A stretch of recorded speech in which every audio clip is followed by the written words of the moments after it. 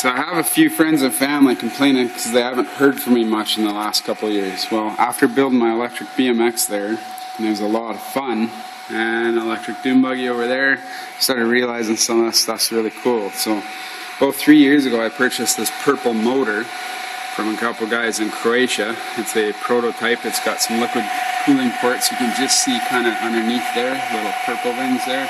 They're obviously not hooked up right now. It's pretty cool in the shop here. It's about 13 degrees, something like that. And inside of the motor is about 27. I've just been playing with it a little bit. Well, after I got this motor, I found out that there's not many cheap controllers out there. Well, there's actually basically no cheap controllers out there that'll actually run it. So rather than spending a big pile of money, I decided to learn how to build my own controller. So basically that's a 3-phase inverter, and that's the ugly thing you see right there. Each one of these boards here has positive and negative MOSFETs on it.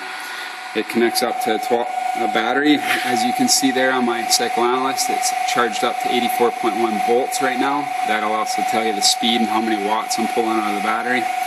I also have I'll go over all my stuff for the dyno here. This is a current sensor with a Arduino board. This is an open source electronics kind of kit board. That actually logs into my laptop with a program called Simple Dyno, a guy who lets you download his dyno program for free actually. I'm running a beta version right now and doing some testing on some of his new features that are really cool.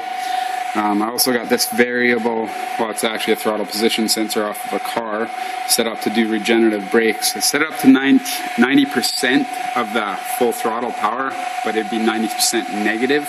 So you'll see that when I do a dyno run here.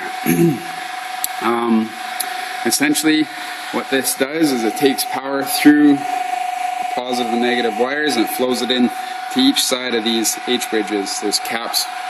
Those are actually siliconed on the back of the circuit boards. I didn't leave myself enough room to put proper caps in there. I have new circuit boards at home I'm going to be designing or building up. They've already been designed. I have the boards already in my hands, and I will be installing better caps with better location for the caps, and it's a better layout. And that's one of the things you got to do when you're building a 3-phase inverter is build a few, prototype it, test it, develop it, see what works, what doesn't work, and then rebuild it and keep designing it over and over.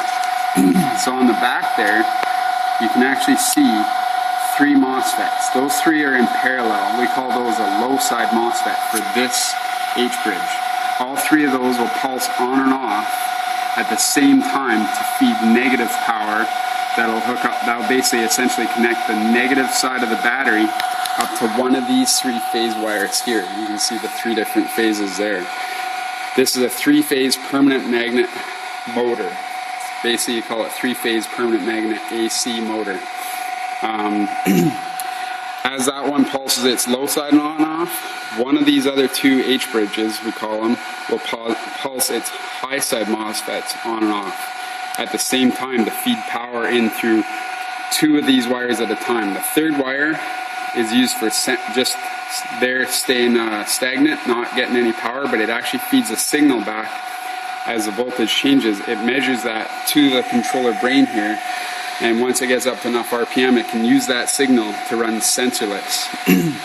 That sensorless feature is really cool because then it gets optimal phase timing for knowing when to switch where it's supposed to pulse. So what it'll do is there's 20 magnets inside that motor, but 10 of them will be facing north in and 10 of them will be facing south in. Every time a north magnet passes a certain point, it pulses 2 wires a certain way. Every time a south magnet passes a certain point, it'll pulse the wires in the opposite direction. It has to do all these 3 in sync. It's really cool how it works. This little gauge here is just a little temperature sensor I've hooked up onto those MOSFETs right under there. Sorry about the camera quality, it's just my cell phone. And yeah, I wore my rear brakes out on the dyno actually, so that's part of why I set up the variable regen. I always wanted that. It's really cool.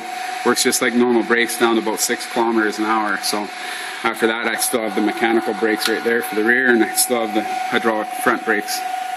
So I think kind of gone over everything. You can kind of see how it runs. You can see all the caps on there and everything. I've designed all these boards, including this brain board, and then that main brain chip that does all the code and everything. That's actually from a guy in Switzerland. It's very cool. He's let me and help me develop this basically to work with his chip, because he has some of the most advanced features for a 3-phase inverter to run a permanent magnet motor basically out there today. This controller can actually pulse, his chip anyway can actually pulse somewhere around 100,000 times a second, 100 kilohertz. My 3-phase inverter runs not quite optimal. I can definitely change some features and redesign it a little bit, and that'll be on future circuit boards that I develop. It'll actually have different features that'll allow it to pulse a lot faster. Right now I'm pulsing at 14 kilohertz, so as you run it, you can actually hear it squeal a little bit there. That's actually the PWM going into the motor, but I've turned it down to 14 kilohertz because that makes it most efficient for my system. So let's try a power run to see if it blows up.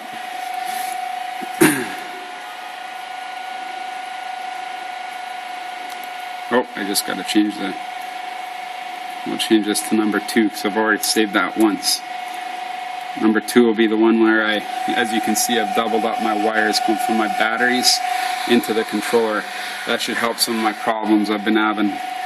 Let's see how this goes.